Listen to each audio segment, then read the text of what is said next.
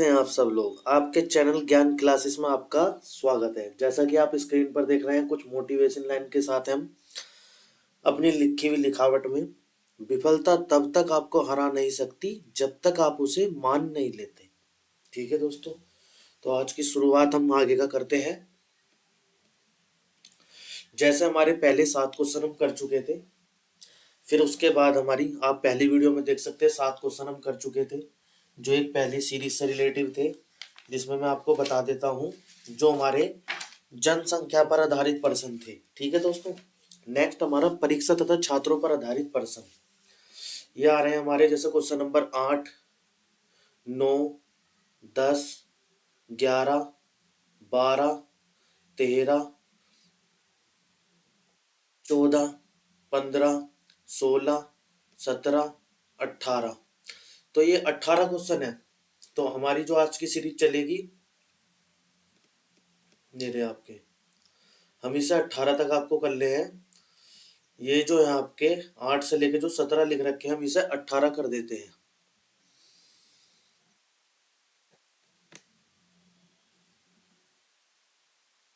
ठीक है, तो 8 से लेकर 18 तक की हमारी सीरीज चलेगी आज। तो इसके अंदर हम आपको क्वेश्चन बताएंगे, फिर उसके बाद उसका आंसर किस तरीके से है। इसमें क्या कहा, किसी परीक्षा में जैक को 45%, हम कर रहे हैं क्वेश्चन नंबर 8। कौन सा कर रहे हैं हम, क्वेश्चन नंबर 8। एक मिनट,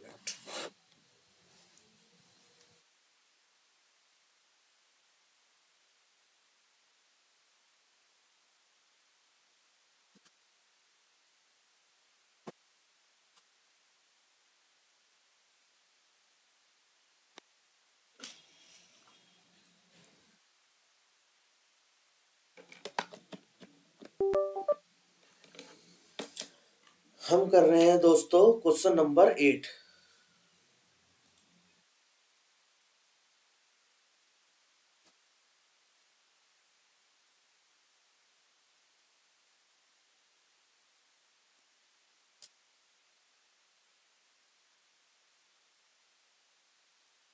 क्वेश्चन नंबर 8 हमारा हो रहा है।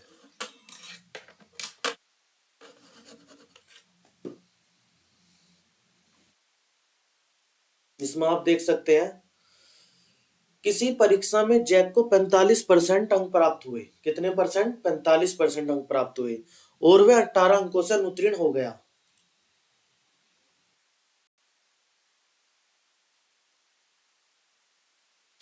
किसी परीक्षा में जैक को 45% अंक प्राप्त हुए और वह 18 अंकों से अनुत्तीर्ण हो गया। मतलब क्या है, हम इसे रेड वाला ले लेते हैं, रेड वाला क्लियरिटी आ जाती है। 45% अंक प्राप्त हुए और 18 अंकों से क्या हो गया, वो 18 अंकों से आपका अनुत्तीर्ण हो रहा है वो। यदि वह 65% अंक प्राप्त करता तो उसे परीक्षा उत्तीर्ण करने के लिए आवश्यक न्यूनतम अंकों से 6 अंक प्राप्त हो जाते। तो इस परीक्षा में कोई भी अधिकतम कितने अंक प्राप्त कर सकता है। मतलब इन्होंने कहा 45%, हमने माना कुछ 45% अंक थे उसके, उसमें अगर 18 और मिल जाते तो वो पास हो जाता, एक पार्ट वो।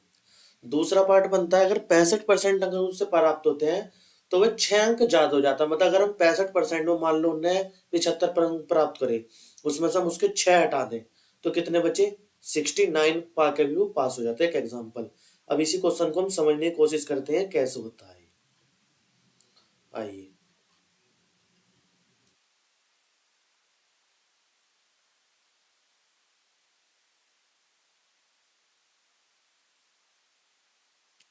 ये रहा। इसमें क्या है, जैक को 45% अंक प्राप्त हुए, 18 अंकों से वो क्या हो गया, फेल। मतलब मिल जाते तो पास हो जाता। 65% अंक प्राप्त हुए, 6 अंक उसके अधिक आए, पास होने से अधिक। तो हमें क्या करना है, सबसे पहले x का 45%, x गुणा 45/100। 100 क्यों आया, क्योंकि परसेंटेज हट के नीचे 100 आ जाता है। और अगर हम उसके प्लस 18 कर दें तो ये वाला उसका पास वाला मैटर बन जाएगा। अब उसे अगर 65% मिलते, x का 65% और 6 हटा दे तो भी पास वाला मैटर है। हमें कुल मिला के ये इक्वेशन ऐसे बनानी है कि दोनों पास वाला कंडीशन बन जाए। ये भी पास वाली कंडीशन बन गई, ये भी पास वाली कंडीशन बन गई। हमने इसकी कैलकुलेशन करी तो हमारे पे वैल्यू आती है 120। अब मैं बता देता हूँ कैसे। अगर आप इसका एलसीएम लोगे तो 100 से 100 नीचे कट जाएगा, फिर ये क्या बचेगा 45x प्लस यहाँ पर आ जाएगा मल्टीप्लाई होकर 1800 बराबर। इसी तरीके से यहाँ पर 65x बराबर ये आपका इसमें मल्टीप्लाई हो जाएगी 600। तो आपकी एलसीएम का मैं तरीका इसमें बता देता हूँ कि किस तरीके से है। ये इस तरीके से है, x गुणा 45/100 क्लियर, प्लस 18, इसके नीचे भी आप 100 मान लो। ठीक है, अगर हम इस तरीके से पूरे का कैल्शियम लेते हैं या आपको नॉर्मल तरीके में मैं ऐसे समझा देता हूं,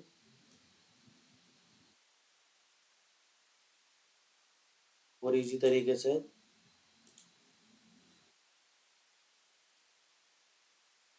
कि आपने क्या लिया, एल्शियम लिया पूरा 100, जिसके नीचे चीज होती है वो तो ऐसे हो जाएगा 45x प्लस इसके नीचे आपका कुछ नहीं है तो इसकी मल्टीप्लाई इसमें हो जाएगी तो आपका बन जाएगा 1800, नीचे रह जाएगा खाली 100, सेम टू सेम इधर भी ऐसे ही हो जाएगा। तो हमारी इस तरीके से ये चीज करी गई है, फिर हमारी वैल्यू आ जाएगी। फिर हम आते हैं 9th पर। 9th वाला क्वेश्चन आप पढ़ोगे तो आपको सेम टू सेम ऐसे लगेगा। विमल किसी परीक्षा में 46% अंक प्राप्त करता है और किसी परीक्षा में 10 अंकों से अनुत्तीर्ण हो जाता है। वही पा करता है और इतने से अनुत्तीर्ण हो जाता है, प्लस हो जाएंगे। यदि वह 52% अंक प्राप्त करता तो उसके न्यूनतम अंकों के 8 अंक अधिक प्राप्त होते, वही प्लस वाला। तो ये आपका करके ये वाला आपको आंसर कर लेना है, क्या आएगा, इसका आंसर आएगा 148। क्लियर है दोस्तों, इसका आंसर आप देखेंगे तो 9th का आपका आंसर आएगा 148।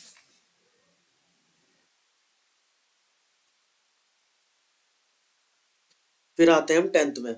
एक परीक्षा में सुनीता के प्राप्तांक अनीता के प्राप्तांकों से 90% के बराबर है। मतलब जो सुनीता के प्राप्तांक है अनीता के प्राप्तांकों से 90% के बराबर है।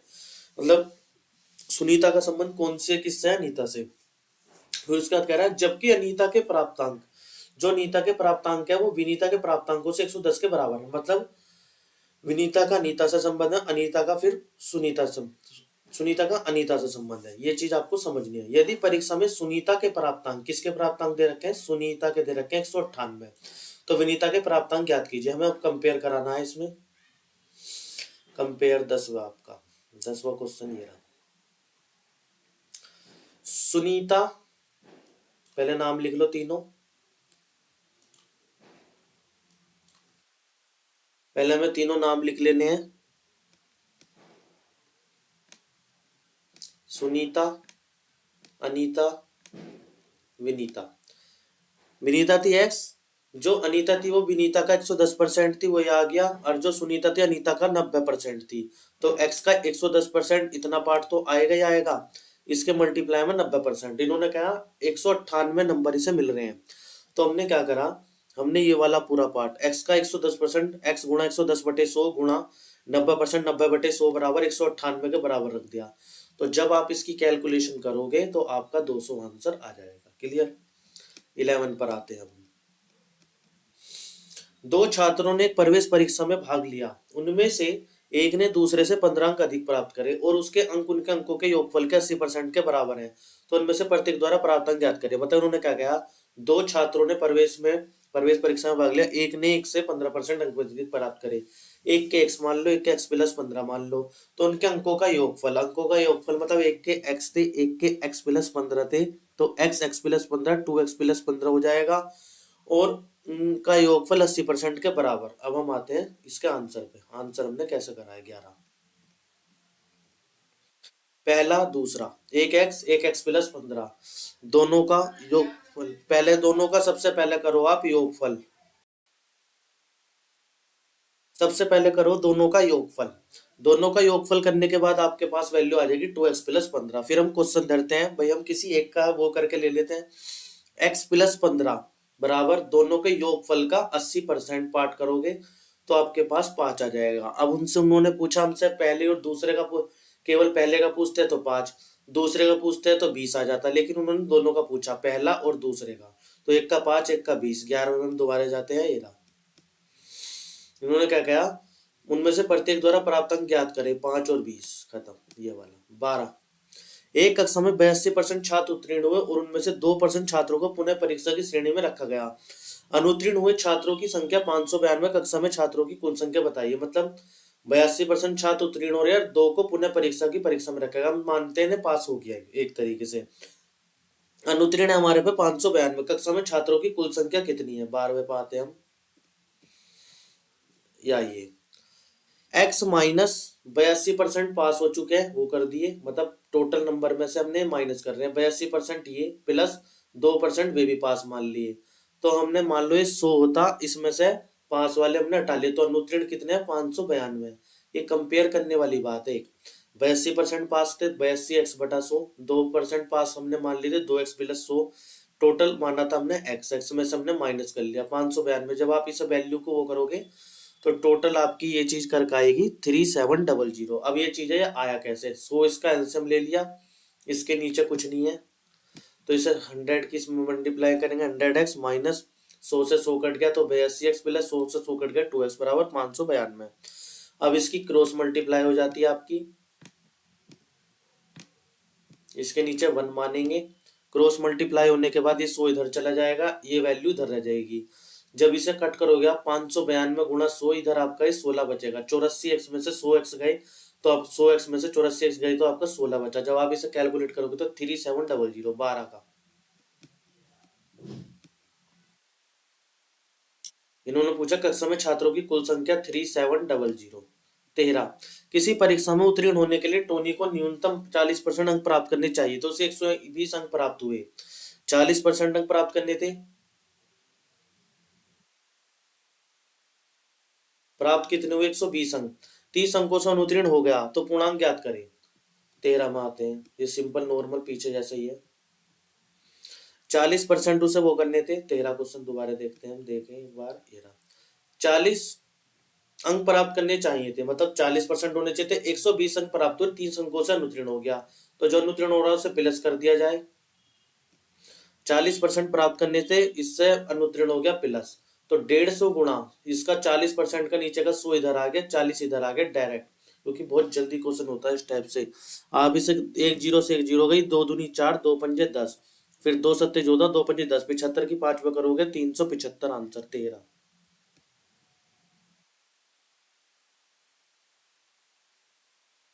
14, रवि और राजेश ने एमटेक प्रोग्राम में प्रवेश लेने के लिए एक प्रवेश परीक्षा में भाग लिया। रवि को राजेश से 8 अंक अधिक प्राप्त हुए, वही एक को x, एक को x प्लस 8, और उनके प्राप्त अंक उनके प्राप्त अंकों के योग के 52% के बराबर थे। तो रवि और राजेश के क्रम से बताइए। जो 5 और 10 वाला क्वेश्चन करा वो सेम टू सेम उसी के जैसा ही है। ये आपका इसी के जैसा कह लो, ये वाला इसके जैसा क्वेश्चन है, 11वें के जैसा। या आप इसे 11वें के जैसे करोगे तो आपका हो जाएगा, पर लेकिन आंसर मैंने आपका दे रखा, आंसर दिखा देता हूँ मैं। 14वें का ये रहा, सेम टू सेम इसी टाइप से आपका। 15, एक परीक्षा में 45% छात्र उत्तीर्ण हुए और 79750 उत्तीर्ण नहीं हुए, मतलब फेल हो गए। परीक्षा में भाग लेने वाले छात्रों की संख्या बताइए। तो हमें सिंपल कर लेना है, क्वेश्चन सिंपल हो जाता है आपका। 15 15 पे आते हैं, यहाँ पर ये रहा। उत्तीर्ण 45%, अनुत्तीर्ण इतने, तो अनुत्तीर्ण से कंपेयर कर दो। अनुत्तीर्ण 55% है, 55% निकालोगे तो आपका आ जाएगा 1,45,000, खत्म।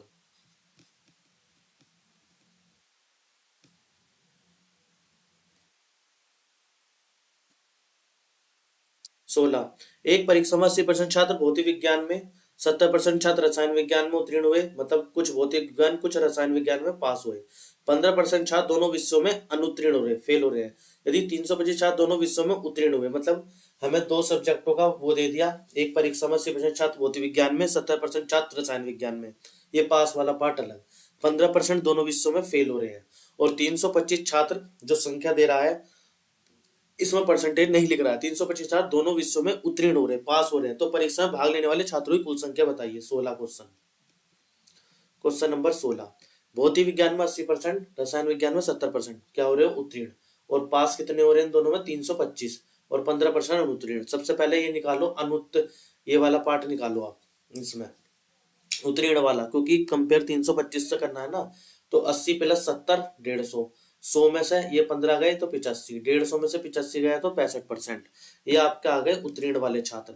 तो x का 65% 325, आपका आ जाएगा आंसर 500। मतलब हमें ये चीज करनी है जो हमें डिजिट में दिए उससे कंपेयर कराना होता है।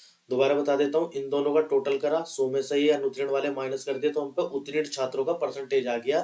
फिर जो उत्तीर्ण छात्रों का परसेंटेज आया वो हमें डिजिट भी दे रखे 325, फिर हमने इसकी ये वैल्यू निकाली 500, 16 का। हाँ ये रंडी।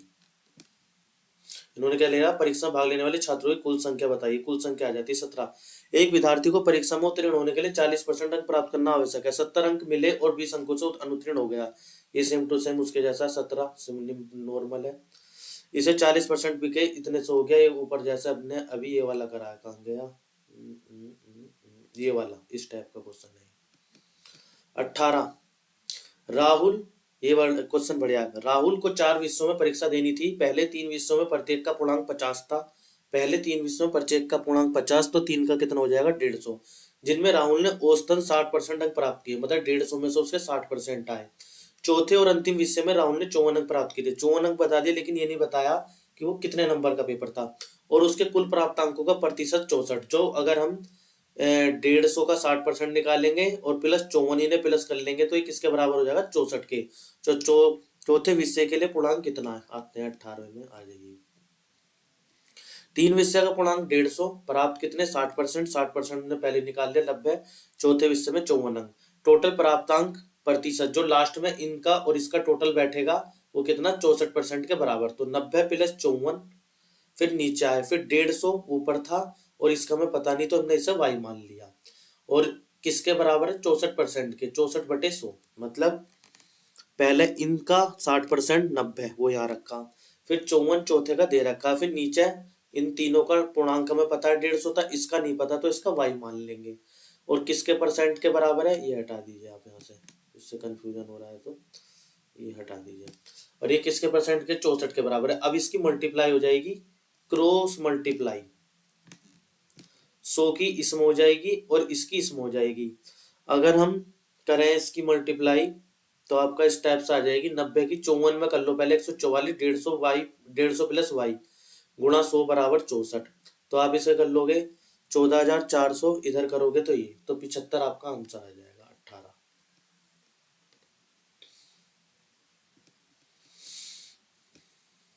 चौथे विषय के लिए पूर्णांक कितना है, तो y की वैल्यू आई हमारी 75। क्लियर, ये हमारा यहाँ तक हो गया। मैं एक बार दोबारा दिखा देता हूँ, आप देख लो। ये देख 8 क्वेश्चन हो गया हमारा, 9th 10th 11th 12th 13 14 15 16 17 18, और फिर ये आपके परीक्षा पर आधारित छात्रों के बजट जो ये चीज है। तो दोस्तों मैं इसी तरीके से आपके आगे के भी क्वेश्चन कराता रहूंगा। तो आज की क्लास हम यहीं तक रखते हैं।